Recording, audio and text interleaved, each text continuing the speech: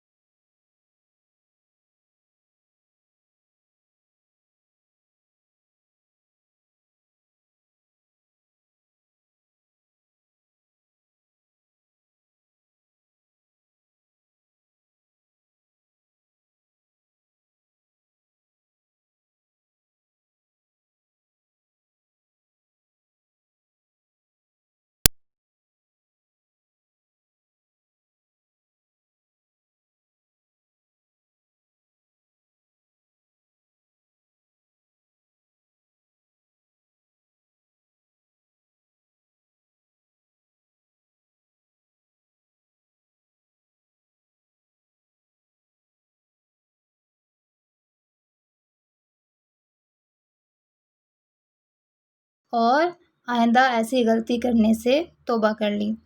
तो बच्चों, आज का हमारा ये सबक था जिसकी हमने अभी पढ़ाई की है। मैंने आपको ओवरव्यू दिया है कि आपने इस सबक में क्या चीज़ पढ़नी है। आपने इस सबक की रीडिंग करनी है, उसके बाद जो लिखने का काम है वो आपका गूगल क्लासरूम में अपलोड किया गया है।